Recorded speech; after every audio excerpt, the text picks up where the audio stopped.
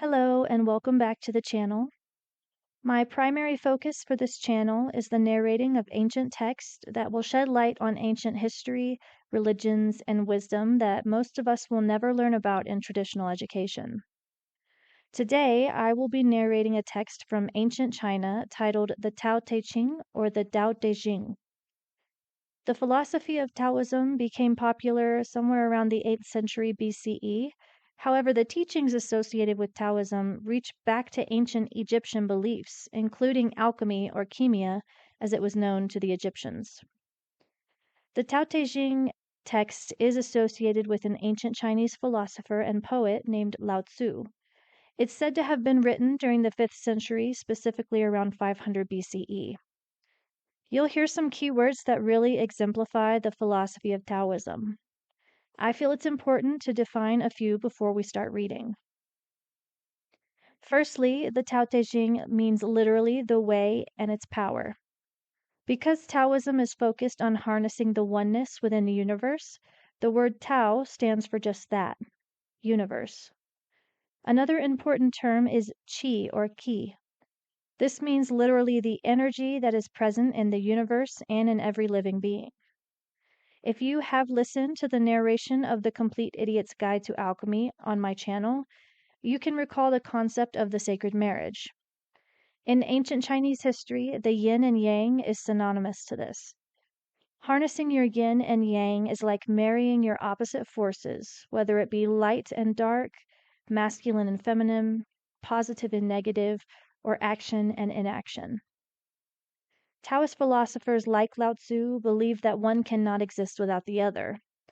So in order to master yourself and find harmony with everything around you, two opposites must be married.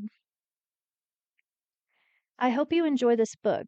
It holds many wonderful pieces of wisdom that can still be applied today.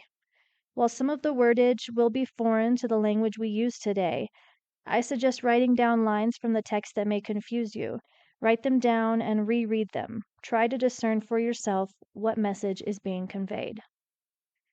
Thank you again for coming back to this channel and for taking the time to listen to the Tao Te Ching by Lao Tzu. Part 1. The Tao that can be described is not the enduring and unchanging Tao. The name that can be named is not the enduring and unchanging name. Conceived of as having no name, it is the originator of heaven and earth. As having a name, it is the mother of all things. Always without desire, we must be found. If its deep mystery we would sound. But if desire always within us be, its outer fringe is all that we will see. Under these two aspects, it is really the same, but as development takes place, it receives the different names. Together we call them the mystery. Where the mystery is the deepest is the gate of all that is subtle and wonderful. Part 2. All in the world know the beauty of the beautiful, and in doing this they have an idea of what ugliness is. They all know the skill of the skillful, and in doing this they have an idea of what the want of skill is.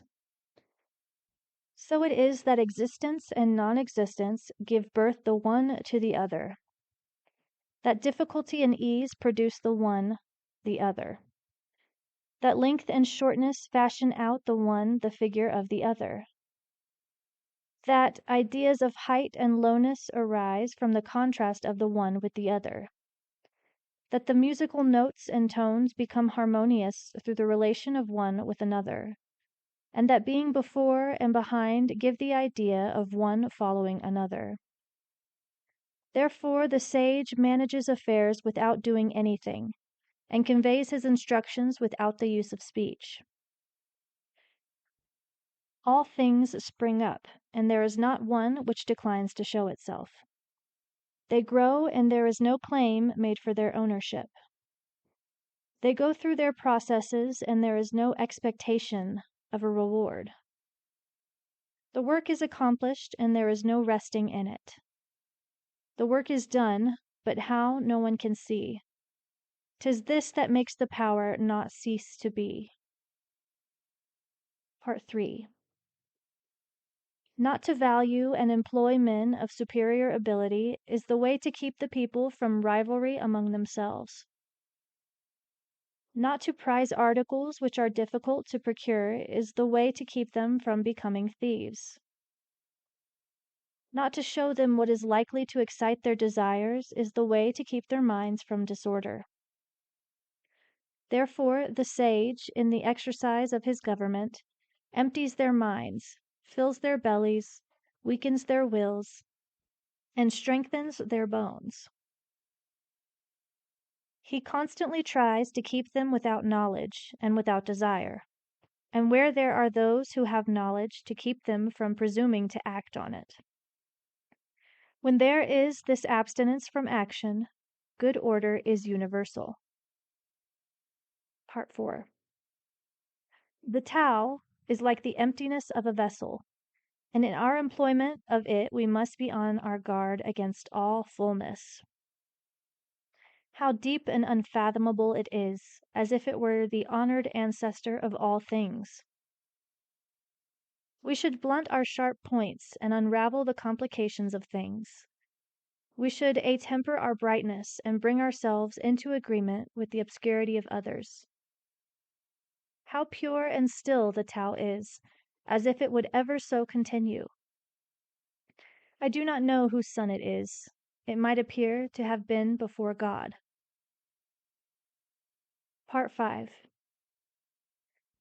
Heaven and earth do not act from any wish to be benevolent.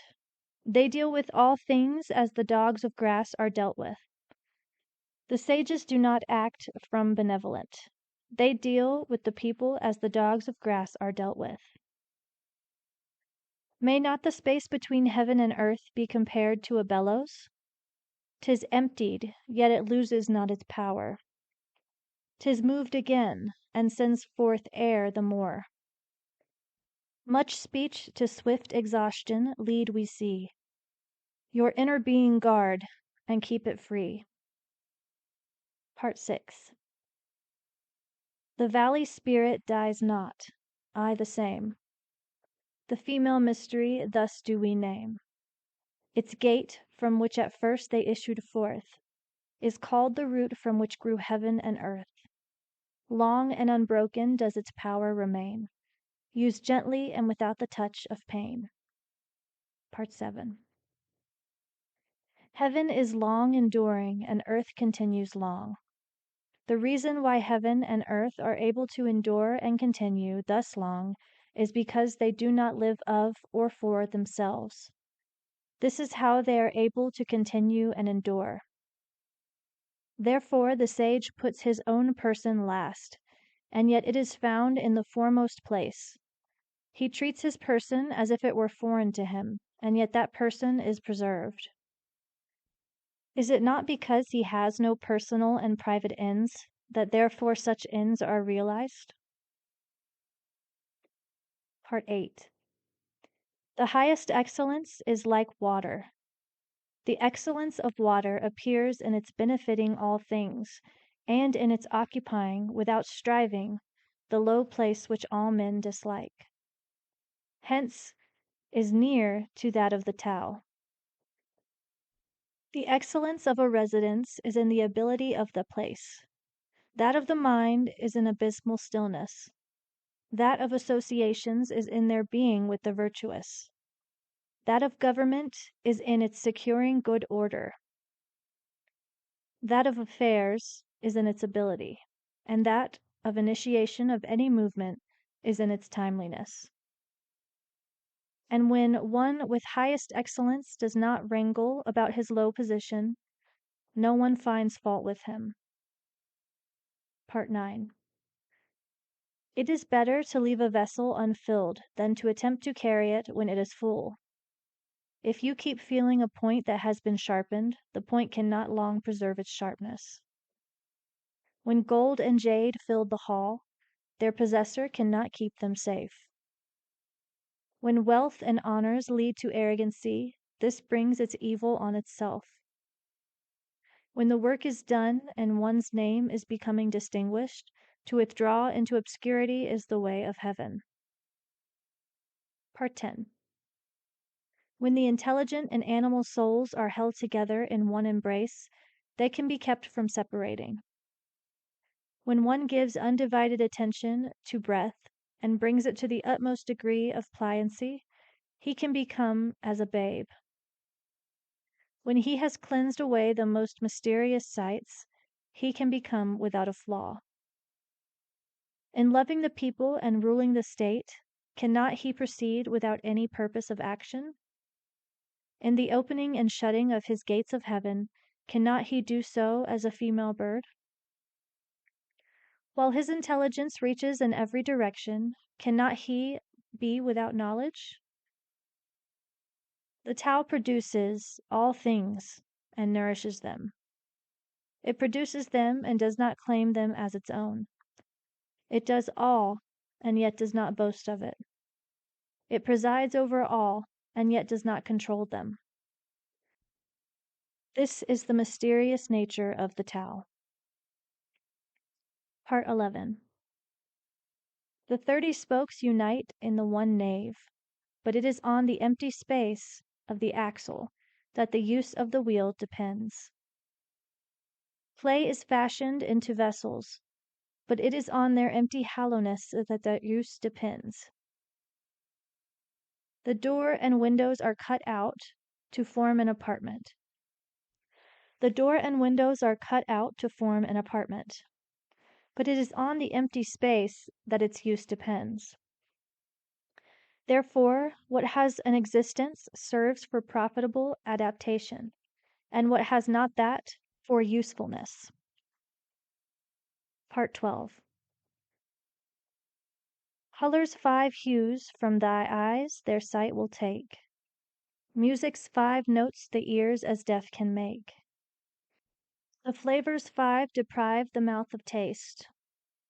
The chariot course and the wild hunting waste make mad the mind. And objects rare and strange, sought for, men's conduct will to evil change. Therefore the sage seeks to satisfy the belly and not the eyes. He puts from him the latter and prefers to seek the former. Part 13. Favor and disgrace would seem equally to be feared. Honor and great calamity to be regarded as personal conditions. What is meant by speaking thus of favor and disgrace? Disgrace is being in a low position. The getting that leads to the apprehension, and the losing it leads to the fear of still greater calamity. This is what is meant by saying that favor and disgrace would seem equally to be feared. And what is meant by saying that honor and great calamity are to be similarly regarded as personal conditions? What makes me liable to great calamity is my having the body. If I had not the body, what great calamity could come to me?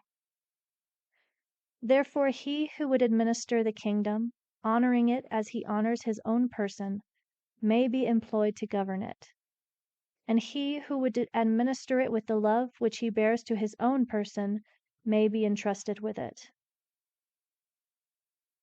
Part 14. We look at it and we do not see it, and we name it the equable. We listen to it and we do not hear it, and we name it the inaudible. We try to grasp it and do not get a hold of it, and we name it the subtle. With these 3 qualities, it cannot be made the subject of description, and hence we blend them together and obtain the one. Its upper part is not bright, and its lower part is not obscure. Ceaseless in its action, it yet cannot be named, and then it again returns and becomes nothing. This is called the form of the formless, and the semblance of the invisible. This is called the fleeting and indeterminable. We meet it and do not see its front. We follow it and do not see its back. When we can lay hold of the Tao of old to direct the things of the present day, and are able to know it as it was of old in the beginning, this is called the clue of Tao. Part 14.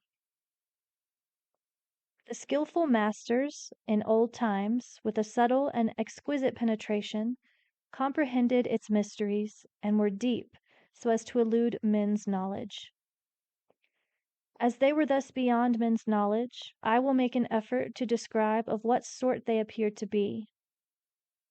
Shrinking looked they like those who wade through a stream in winter. Irresolute like those who are afraid of all around them. Grave like a guest, evanescent like ice that is melting away. Unpretentious like wood that has not been fashioned into anything. Vacant like a valley, and dull like muddy water. Who can make the muddy water clear? Let it be still, and it will gradually become clearer. Who can secure the condition of rest? Let movement go on, and the condition of rest will gradually arise. They who preserve this method of the Tao do not wish to be full. It is through their not being full of themselves that they can afford to seem worn and not appear new and complete. Part 16. The vacancy should be brought to the utmost degree, and that of stillness guarded with unwearying vigor. All things alike go through their processes of activity, and we see them return. When things have displayed their luxuriant growth, we see each of them return to its root. This returning to their root is what we call the state of stillness, and that stillness may be called a reporting that they have fulfilled their appointed end. The report of that fulfillment is the regular, unchanging rule. To know that unchanging rule is to be intelligent, not to know it leads to wild movements and evil issues. The knowledge of that unchanging rule produces a capacity and forbearance, and that capacity and forbearance lead to a community. From this community of feeling comes a kingliness of character, and he who is king-like goes on to be heaven-like. In that likeness to heaven he possesses the Tao. Possessed of the Tao, he endures long, and to the end of his bodily life is exempt from all danger of decay. Part 17. In the highest antiquity, people did not know that there were rulers. In the next age they loved them and praised them. In the next they feared them. In the next they despised them. Thus it was that when faith was deficient, a want of faith in them ensued. How irresolute did those appear, showing the importance which they set upon their words. Their work was done, and their undertakings were successful, while the people all said, "We are as we are, of ourselves." Part 18. When the great Tao ceased to be observed, benevolence and righteousness came into vogue. Appeared wisdom and shrewdness, and there ensued great hypocrisy. When harmony no longer prevailed throughout the six kinships, filial sons found their manifestation. When the states and clans fell into disorder, loyal ministers appeared. Part 19. If we could renounce our sageness and discard our wisdom, it would be better for the people 100-fold.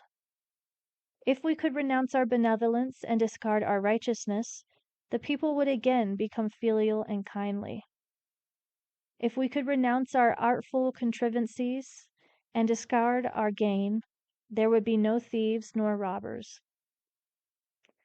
Those three methods thought olden ways and elegance did fail, and made these names their want of worth to veil. But simple views and courses plain and true would selfish ends and many lusts eschew. Part 20. When we renounce learning, we have no troubles. The yes and yeah. Small is the difference they display, but mark their issues, good and ill. What space the gulf between shall fill? What all men fear is indeed to be feared, but how wide and without end is the range of questions. The multitude of men look satisfied and pleased, as if enjoying a full banquet, as if mounted on a tower in spring. I alone seem listless and still, my desires having as yet given no indication of their presence. I am like an infant which has not yet smiled. I look dejected and forlorn, as if I had no home to go to. The multitude of men all have enough and to spare. I alone seem to have lost everything. My mind is that of a stupid man. I am in a state of chaos. Ordinary men look bright and intelligent, while I alone seem to be benighted. They look full of discrimination, while I alone am dull and confused. I seem to be carried about as on the sea, drifting as if I had nowhere to rest. All men have their spheres of action, while I alone seem dull and incapable, like a rude borderer. I alone am different from other men, but I value the nursing mother, the Tao. Part 21. The grandest forms of active force from Tao come, their only source. Who can of Tao the nature tell? Our sight it flies, our touch as well. Eluding sight, eluding touch, the forms of things all in it crouch. Eluding touch, eluding sight, there are their semblances, all right. Profound it is, dark and obscure, things' essences all there endure. Those essences the truth enfold, of what when seen shall then be told.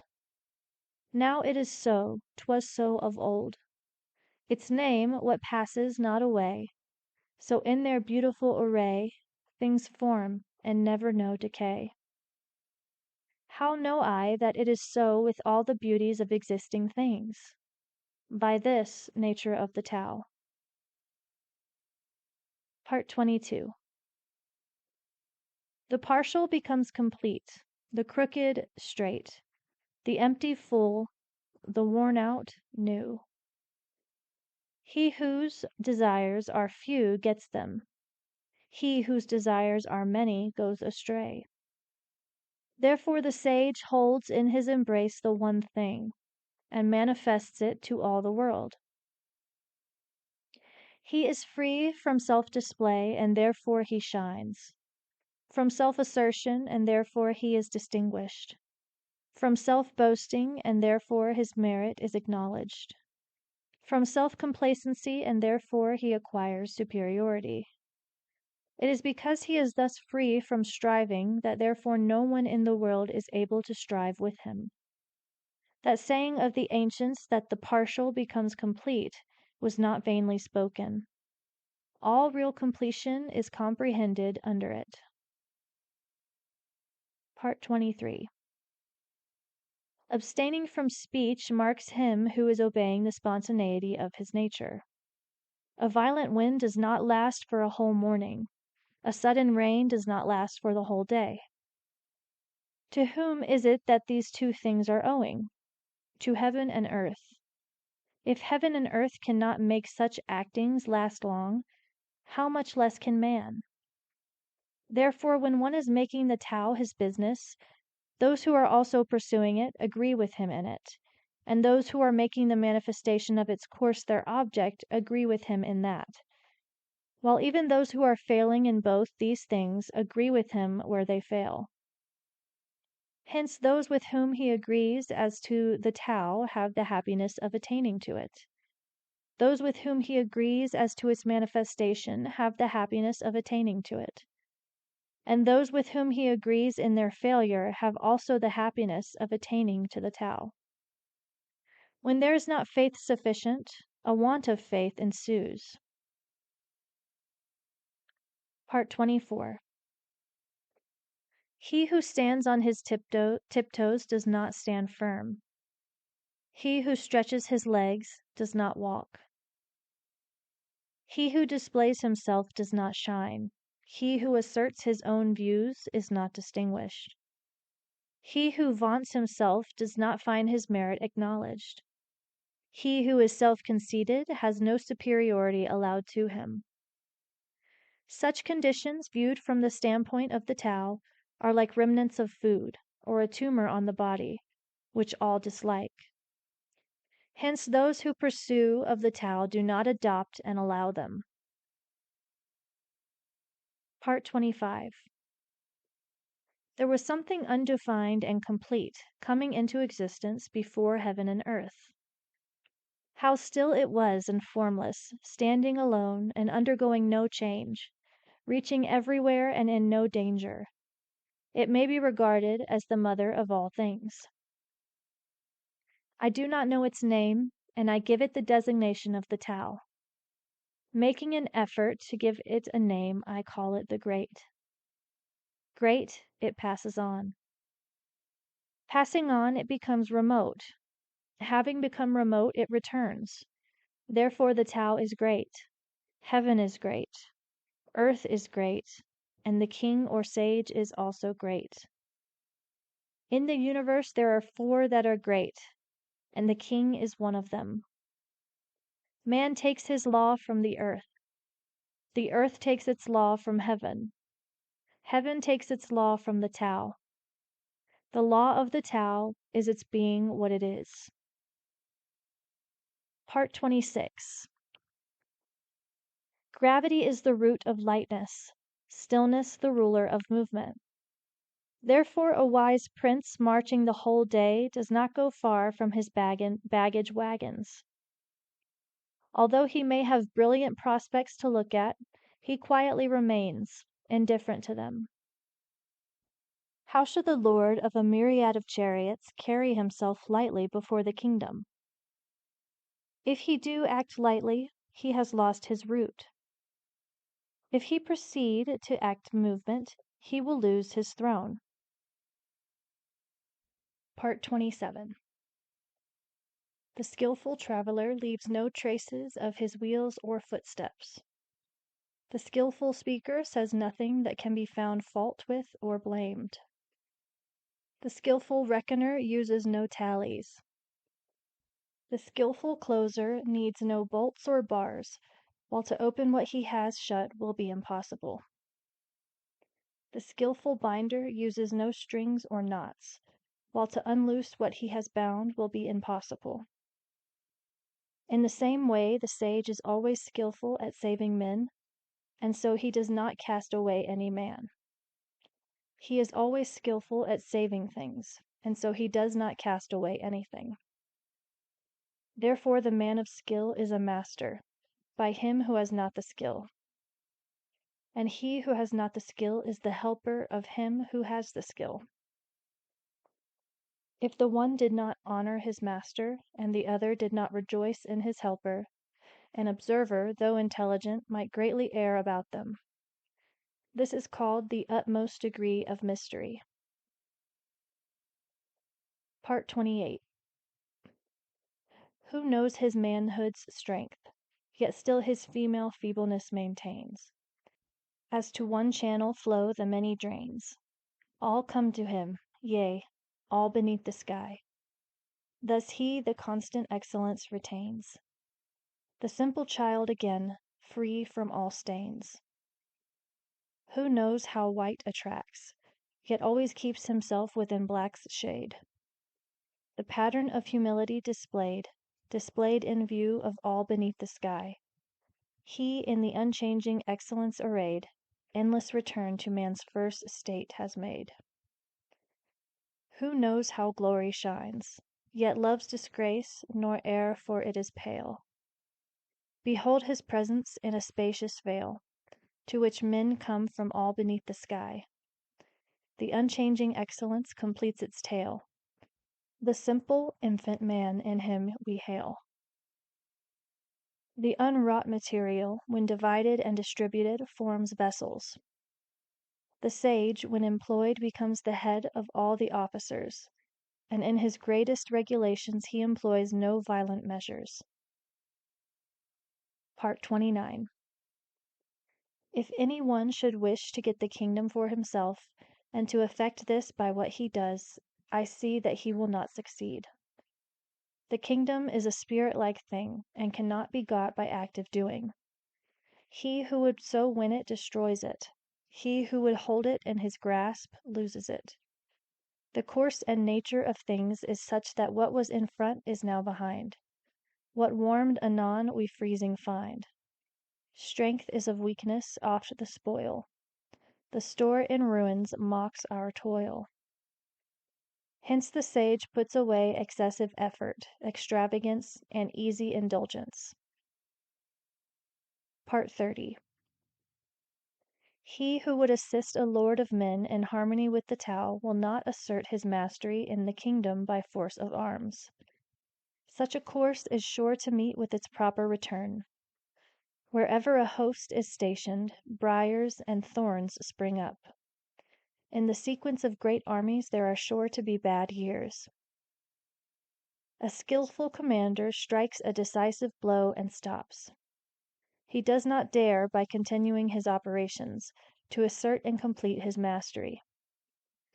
He will strike the blow, but will be on his guard against being vain or boastful or arrogant in consequence of it.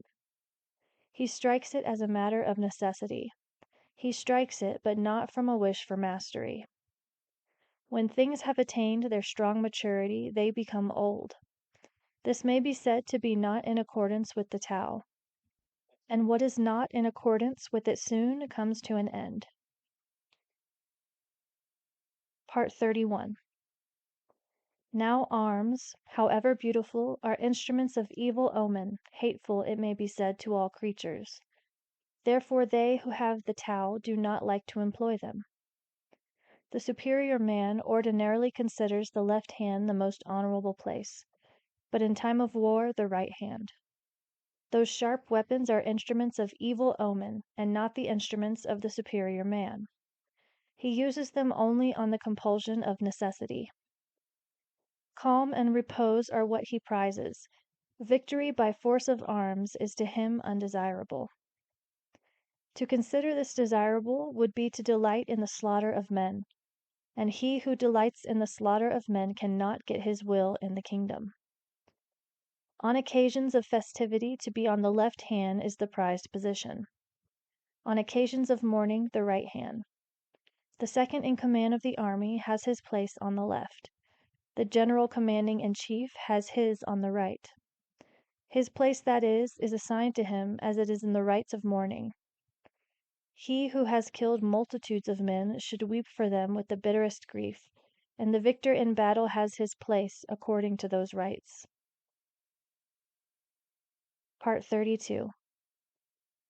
The Tao, considered an unchanging, has no name. Though in its primordial simplicity it may be small, the whole world dares not deal with one embodying it as a minister.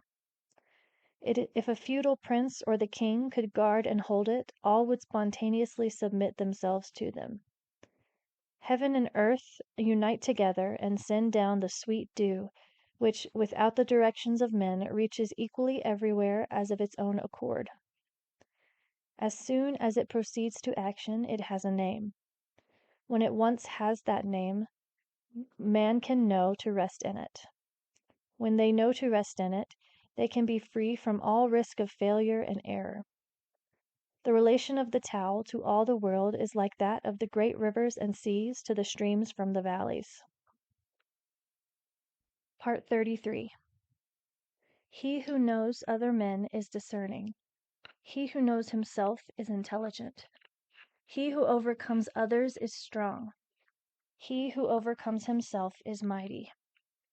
He who is satisfied with his lot is rich. He who goes on acting with energy has a firm will. He who does not fail in the requirements of his position continues long.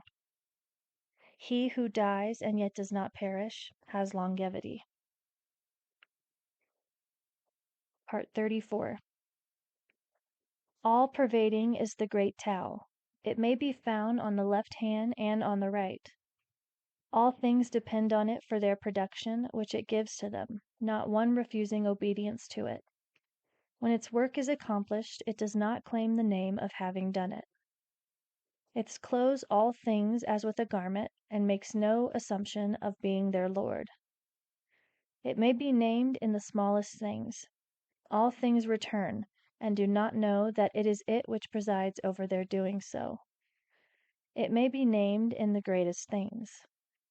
Hence the sage is able to accomplish his great achievements. It is through his not making himself great that he can accomplish them.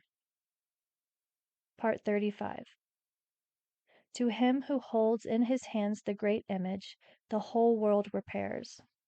Men resort to him and receive no hurt, but find rest, peace, and the feeling of ease.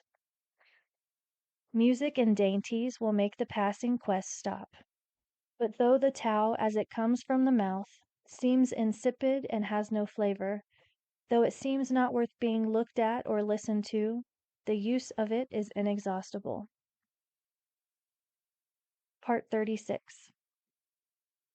When one is about to take an inspiration, he is sure to make an expiration. When he is going to weaken another, he will first strengthen him. When he is going to overthrow another, he will first have raised him up. When he is going to despoil another, he will first have made gifts to him.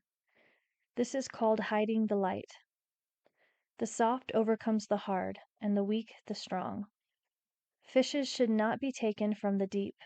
Instruments for the profit of a state should not be shown to the people. Part 37. The Tao in its regular course does nothing, and so there is nothing which it does not do. If princes and kings were able to maintain it, all things would of themselves be transformed by them. If this transformation became to me an object of desire, I would express the desire by the nameless simplicity. Simplicity without a name is free from all external aim. With no desire, at rest and still, all things go right as of their will. Part 38. Those who possessed in highest degree the attributes of the Tao did not seek to show them, and therefore they possessed them. Those who possessed in a lower degree those attributes sought how not to lose them, and therefore they did not possess them. Those who possessed in the highest degree those attributes did nothing, and had no need to do anything. Those who possessed them in a lower degree were always doing and had need to be doing so. Those who possessed the highest benevolence were seeking to carry it out and had no need to be doing so. Those who possessed the highest righteousness were seeking to carry it out and had need to be doing so. Those who possessed the highest sense of propriety were seeking to show it, and when men did not respond to it, they bared the arm and marched up to them. Thus it was that when the Tao was lost, its attributes appeared. When its attributes were lost, benevolence appeared. When benevolence was lost, righteousness appeared. And when righteousness was lost, the proprieties appeared. Now propriety is the attenuated form of leal-heartedness and good faith, and is also the commencement of disorder. Swift apprehension is a flower of the Tao, and is the beginning of stupidity. Thus it is that the great man abides by what is solid, and eschews what is flimsy, dwells with the fruit and not with the flower. It is thus that he puts away the one and makes choice of the other. Part 39. The things which from of old have got the one Tao are heaven, which by it is bright and pure, earth rendered thereby firm and sure, spirits with powers by it supplied, valleys kept full throughout their void, all creatures which through it do live, princes and kings who from it get the model which to all they give. All these are the results of the one Tao. If heaven were not thus pure, it soon would rend. If earth were not thus sure, 'twould break and bend. Without these powers the spirits soon would fail. If not so filled, the drought would parch each vale. Without that life, creatures would pass away. Princes and kings, without that moral sway, however grand and high, would all decay. Thus it is that dignity finds its firm root in its meanness, and what is lofty finds its stability in the lowness. Hence princes and kings call themselves orphans, men of small virtue, and as carriages without a nave. Is not this an acknowledgment that in their considering themselves mean they see the foundation of their dignity? So it is that in the enumeration of the different parts of a carriage, we do not come on what makes it answer the ends of a carriage. They do not wish to show themselves elegant looking as jade, but to be coarse looking as an ordinary stone. Part 40. The movement of the Tao by contraries proceeds, and weakness marks the course of Tao's mighty deeds. All things under heaven sprang from it as existing, that existence sprang from it as non-existent. Part 41. Scholars of the highest class, when they hear about the Tao, earnestly carry it into practice. Scholars of the middle class, when they have heard about it, seem now to keep it and now to lose it. Scholars of the lowest class, when they have heard about it, laugh greatly at it. If it were not laughed at, it would not be fit to be the Tao. Therefore the sentence makers have thus expressed themselves. The Tao, when brightest seen, seems light to lack.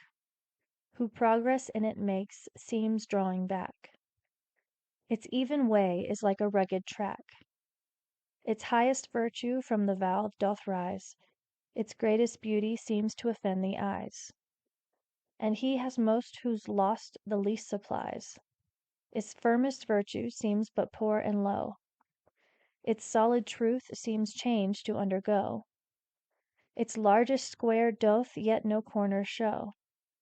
A vessel great, it is the slowest made. Loud is its sounds, but never word it's said. A semblance great, the shadow of a shade. The Tao is hidden and has no name, but it is the Tao which is skillful at imparting and making them complete. Part 42. The Tao produced one, one produced two, two produced three, three produced all things. All things leave behind them the obscurity and go forward to embrace the brightness, while they are harmonized by the breath of vacancy.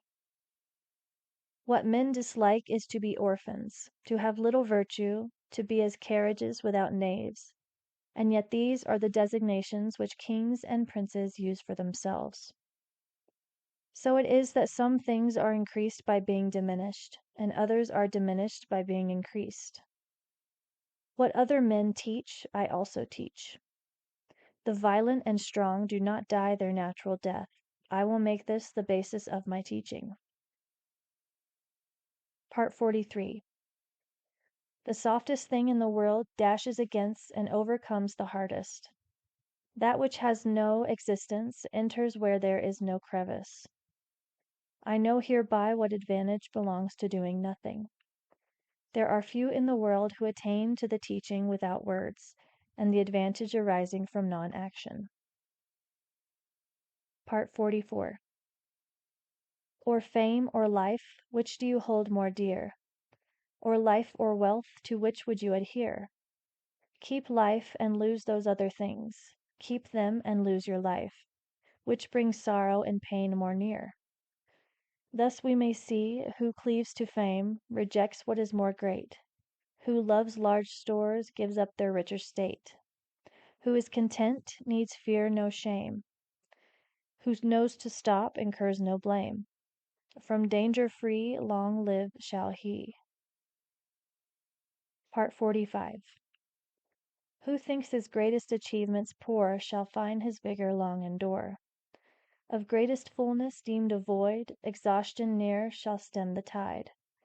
Do thou what's straight till crooked deem thy greatest art, still stupid seem, and eloquence a stammering scream. Constant action overcomes cold, being still overcomes heat. Purity and stillness give the correct law to all under heaven. Part 46. When the Tao prevails in the world, they send back their swift horses to the dung carts. When the Tao is disregarded in the world, the war horses breed in the borderlands. There is no guilt greater than to sanction ambition, no calamity greater than to be discontented with one's lot, no fault greater than to wish to be getting. Therefore the sufficiency of contentment is an enduring and unchanging sufficiency. Part 47. Without going outside his door, one understands under the sky. Without looking out from his window, one sees the Tao of heaven. The farther that one goes out, the less he knows. Therefore the sages got their knowledge without traveling, gave their names to things without seeing them, and accomplished their ends without any purpose of doing so. Part 48. He who devotes himself to learning seeks from day to day to increase his knowledge. He who devotes himself to the Tao seeks from day to day to diminish his doing. He diminishes it and again diminishes it, till he arrives at doing nothing. Having arrived at this point of non-action, there is nothing which he does not do. He who gets as his own all under heaven does so by giving himself no trouble. If one take trouble, he is not equal to getting as his own all under heaven. Part 49. The sage has no invariable mind of his own. He makes the mind of the people his mind. To those who are good, I am good, and to those who are not good, I am also good, and thus get to be good. To those who are sincere with me, I am sincere, and to those who are not sincere, I am also sincere, and thus all get to be sincere. The sage has in the world an appearance of indecision, and keeps his mind in a state of indifference to all. The people all keep their eyes and ears directed to him, and he deals with them all as his children. Part 50. Men come forth and live, they enter and die. Of every 10, 3 are ministers of life, and 3 are ministers of death. There are also 3 in every 10 whose aim is to live, but whose movements tend to the land of death. And for what reason? Because of their excessive endeavors to perpetuate life. But I have heard that he who is skillful in managing the life entrusted to him for a time travels on the land without having to shun rhinoceros or tiger, and enters a host without having to avoid buff coat or sharp weapon. The rhinoceros finds no place in him into which to thrust its horn, nor the tiger a place in which to fix its claws, nor the weapon a place to admit its point. And for what reason? Because there is in him no place of death. Part 51. All things are produced by the Tao, and nourished by its outflowing operation. They receive their forms according to the nature of each, and are completed according to the circumstances of their condition. Therefore all things without exception honor the Tao, and exalt its outflowing operation. This honoring of the Tao and exalting of its operation is not the result of any ordination, but always a spontaneous tribute. Thus it is that the Tao produces, nourishes them, brings them to their full growth, nurses them, completes them, matures them, maintains them, and overspreads them. It produces them and makes no claim to the possession of them. It carries them through their processes and does not vaunt its ability in doing so. It brings them to maturity and exercises no control over them. This is called its mysterious operation. Part 52. The Tao which originated all under the sky is to be considered as the mother of them all. When the mother is found, we know what her children should be. When one knows that he is his mother's child and proceeds to guard the mother that belonged to him, to the end of his life he will be free from all peril. Let him keep his mouth closed and shut up the portals, and all his life he will be exempt from laborious exertion. Let him keep his mouth open and in the promotion of his affairs, and all his life there will be no safety for him. The perception of what is small is the secret of clear-sightedness.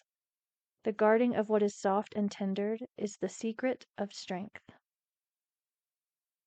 Who uses well his light, reverting to its source so bright, will from his body ward all blight, and hides the unchanging from men's sight.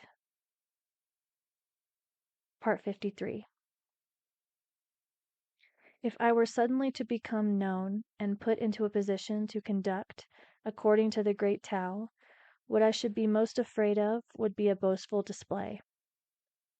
The great Tao is very level and easy, but people love the byways. Their court shall be well kept, but their fields shall be ill cultivated, and their granaries very empty. They shall wear elegant and ornamented robes, carry a sharp sword at their girdle, pamper themselves in eating and drinking, and have a superabundance of property and wealth. Such may be called robbers and boasters. This is contrary to the Tao, surely. Part 54. What Tao's skillful planter plants can never be uptorn. What his skillful arms enfold, from him can ne'er be born. Sons shall bring in lengthening line, sacrifices to his shrine. Tao, when nursed within one's self, his vigor will make true, and where the family it rules, what riches will accrue. The neighborhood where it prevails in thriving will abound, and when 'tis seen throughout the state, good fortune will be found. Employ it to the kingdom, or and man thrive all around. In this way the effect will be seen in the person, by the observation of different cases, in the family, in the neighborhood, in the state, and in the kingdom. How do I know that this effect is sure to hold thus all under the sky? By this method of observation. Part 55. He who has in himself abundantly the attributes of the Tao is like an infant. Poisonous insects will not sting him. Fierce beasts will not seize him. Birds of prey will not strike him. The infant's bones are weak and its sinews soft, but yet its grasp is firm. It knows not yet the union of male and female, and yet its virile member may be excited, showing the perfection of its physical essence. All day long it will cry without its throat's becoming hoarse, showing the harmony in its constitution.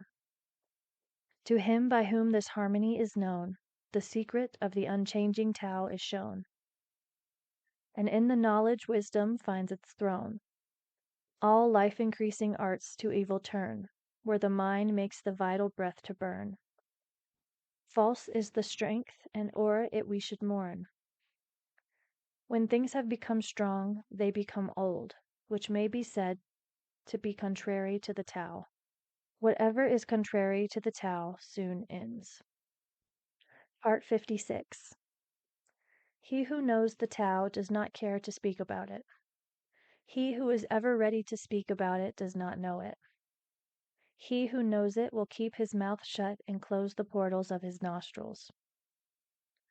He will blunt his sharp points and unravel the complications of things. He will attemper his brightness and bring himself into agreement with the obscurity. This is called the mysterious agreement. Such a one cannot be treated familiarly or distantly. He is beyond all consideration of profit or injury, of nobility or meanness.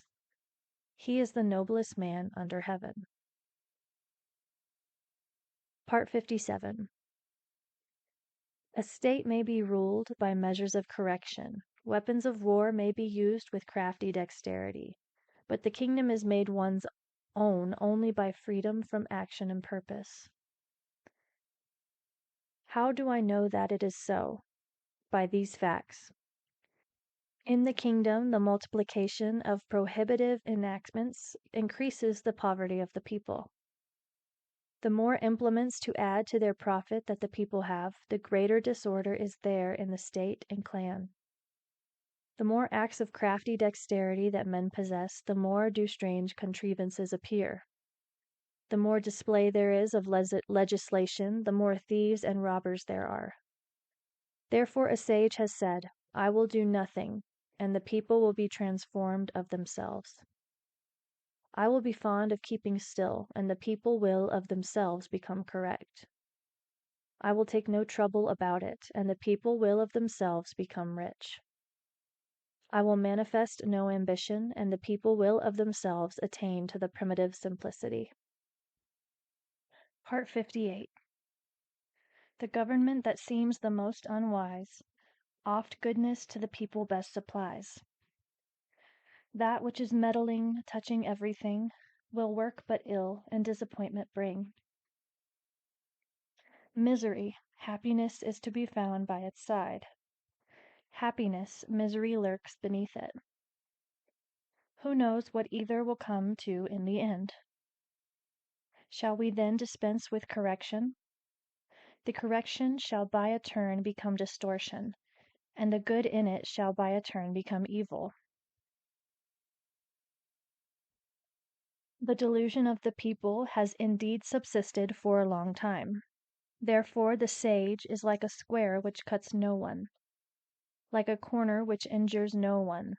He is straightforward but allows himself no license. He is bright but does not dazzle. Part 59. For regulating the human and rendering the proper service to the heavenly, there is nothing like moderation. It is only by this moderation that there is effected an early return. The early return is what I call the repeated accumulation of the attributes of the Tao. With that repeated accumulation of those attributes, there comes the subjugation of every obstacle to such return. Of this subjugation we know not what shall be the limit, and when one knows not what the limit shall be, he may be the ruler of a state. He who possesses the mother of the state may continue long. His case is like that of the plant, of which we say that its roots are deep and its flower stalks firm. This is the way to secure that its enduring life shall be long seen. Part 60. Governing a great state is like cooking small fish. Let the kingdom be governed according to the Tao, and the manes of the departed will not manifest their spiritual energy. It is not that those manes have not that spiritual energy, but it will not be employed to hurt men. It is not that it could not hurt men, but neither does the ruling sage hurt them. When these two do not injuriously affect each other, their good influences converge in the virtue of the Tao. Part 61. What makes a great state is its being like a low-lying, down-flowing stream. It becomes the center to which tend all the small states under heaven. To illustrate from the case of all females, the female always overcomes the male by her stillness. Stillness may be considered abasement. Thus it is that a great state, by condensing to small states, gains them for itself, and that small states, by abasing themselves to a great state, win it over to them. In the one case the abasement leads to gaining adherents, in the other case to procuring favor. The great state only wishes to unite men together and nourish them. A small state only wishes to be received by and to serve the other. Each gets what it desires, but the great state must learn to abase itself. Part 62.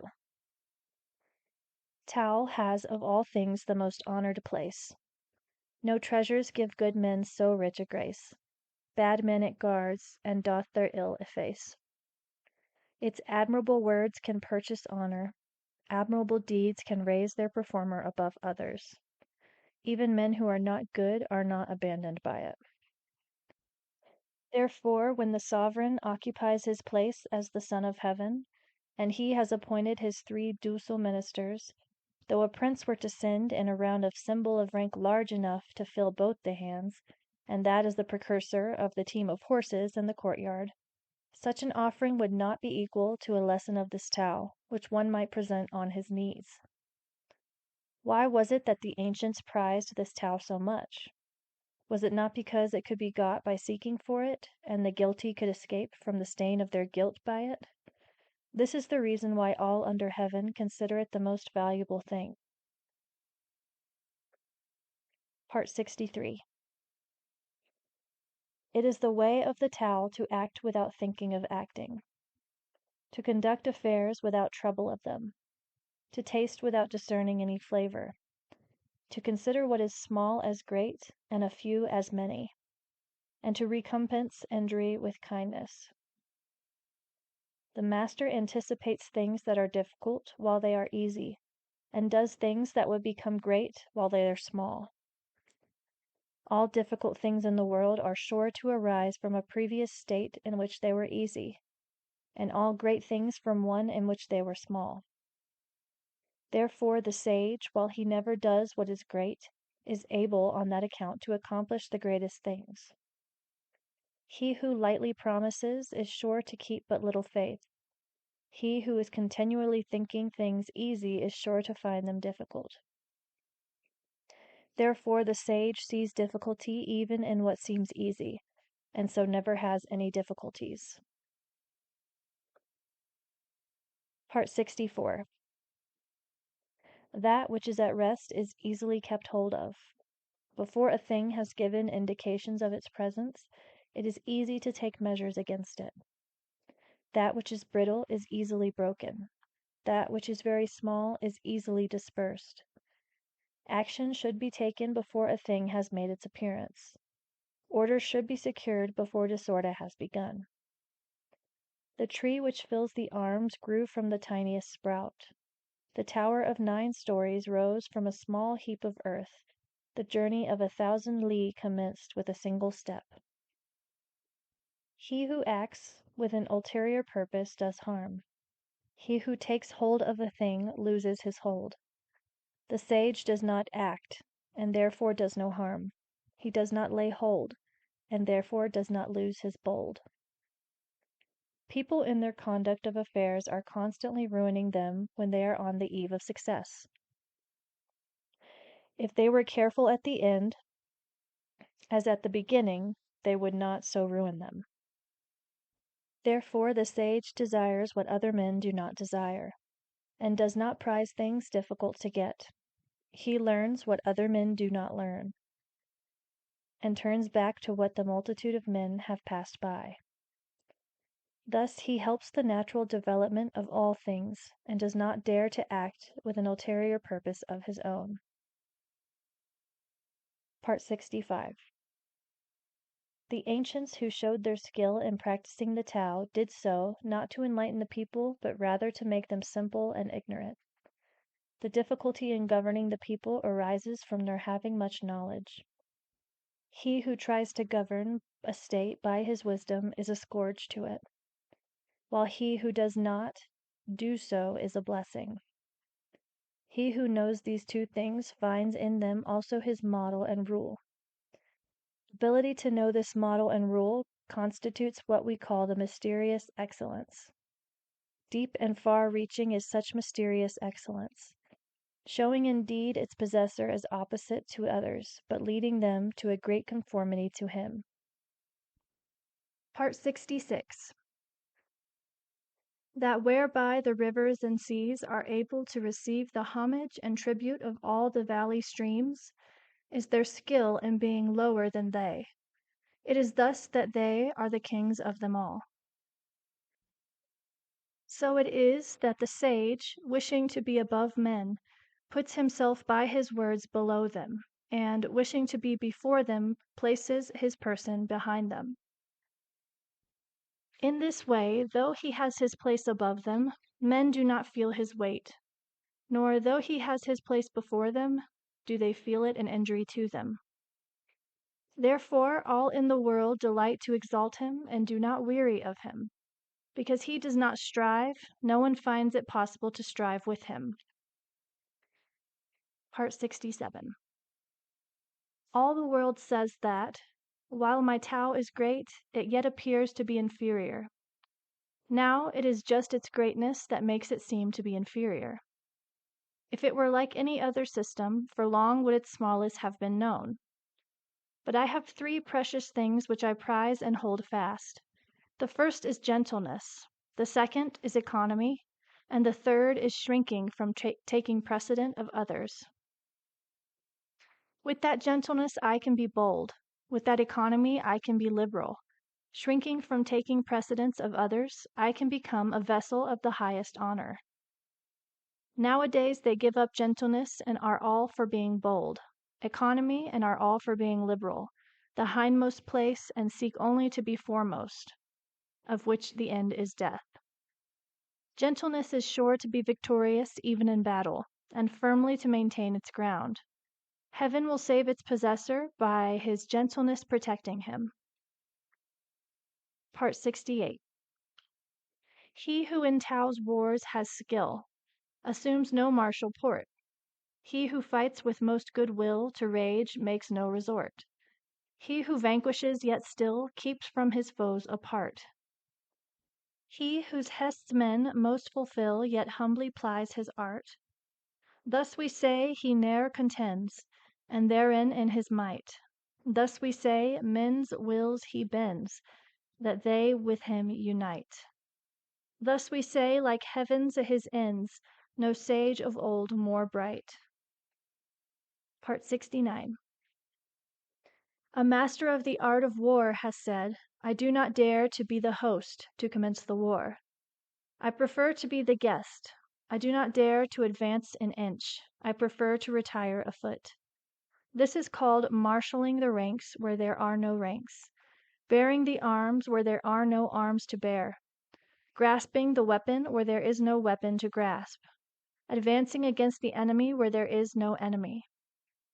There is no calamity greater than lightly engaging in war. To do that is near losing which is so precious. Thus it is that when opposing weapons are crossed, he who deplores conquers. Part 70. My words are very easy to know and very easy to practice, but there is no one in the world who is able to know and able to practice them.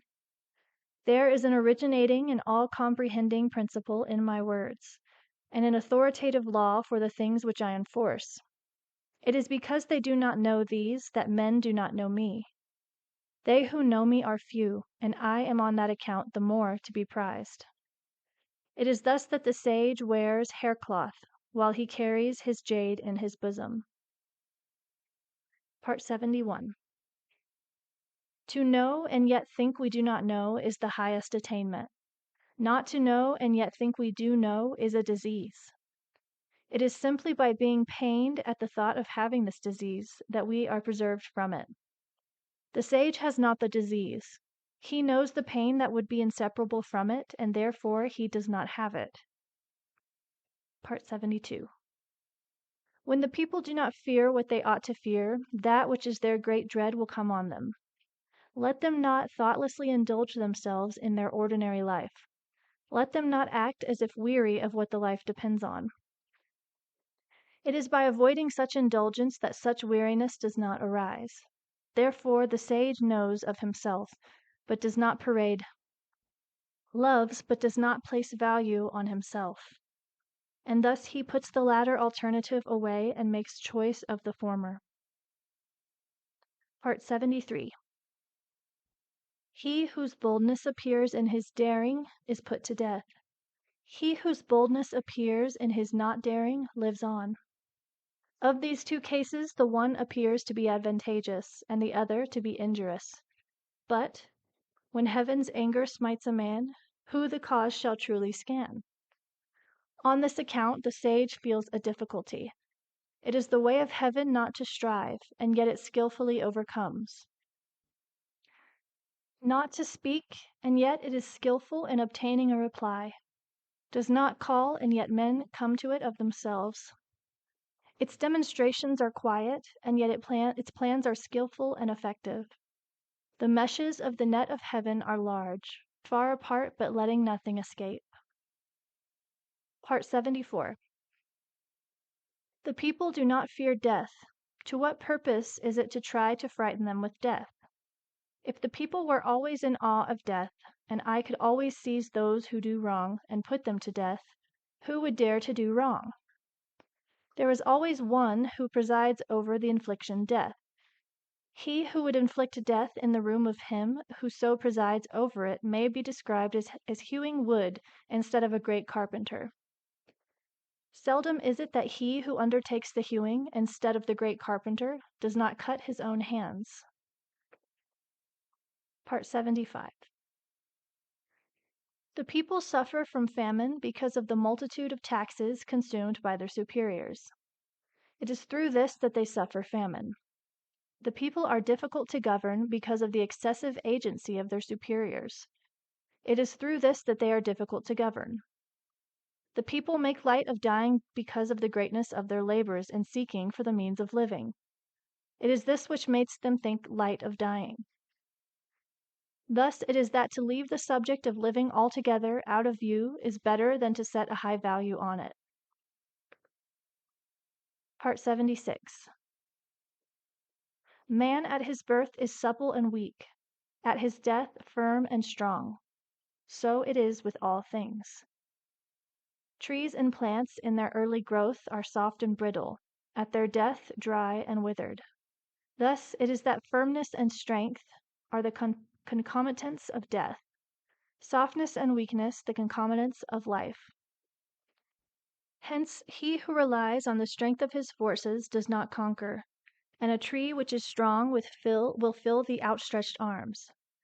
Therefore the place of what is firm and strong is below, and that of what is soft and weak is above. Part 77. May not the way of heaven be compared to the method of bending a bow? The part of the bow which was high is brought low, and what was low is raised up. So heaven diminishes where there is superabundance, and supplements where there is deficiency. It is the way of heaven to diminish superabundance, and to supplement deficiency. It is not so with the way of man. He takes away from those who have not enough to add to his own superabundance. Who can take his own superabundance and therewith serve all under heaven? Only he who is in the possession of the Tao. Therefore the sage acts without claiming the results as his. He achieves his merit and does not rest in it. He does not wish to display his superiority. Part 78.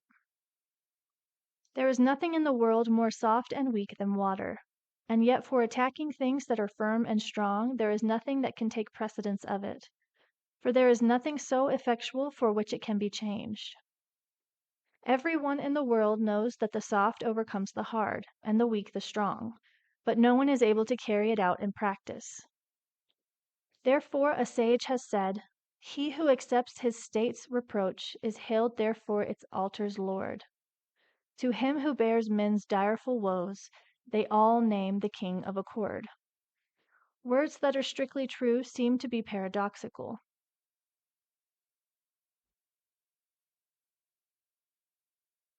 Part 79. When a reconciliation is effected, after a great animosity, there is sure to be a grudge remaining. And how can this be beneficial? Therefore the sage keeps the left-hand portion of the record of the engagement and does not insist on fulfillment of it by the other party. He who has the attributes of Tao regards the conditions of the engagement, while he who has not the attributes regards only conditions favorable to himself. In the way of heaven there is no partiality of love. It is always on the side of the good man. Part 80. In a little state with a small population, I would so order it that, though there were individuals with the abilities of 10 or 100 men, there should be no employment of them. I would make the people, while looking on death as a grievous thing, yet not remove elsewhere. Though they had boats and carriages, they should have no occasion to ride in them. Though they had buff coats and sharp weapons, they should have no occasion to don or use them. I would make the people return to the use of knotted cords. They should think their coarse food sweet, their plain clothes beautiful, their poor dwellings places of rest, and their common ways sources of enjoyment. There should be a neighboring state within sight, and the voices of the fowls and dogs should be heard all the way from it to us. But I would make the people to old age, even to death, not have any intercourse with it.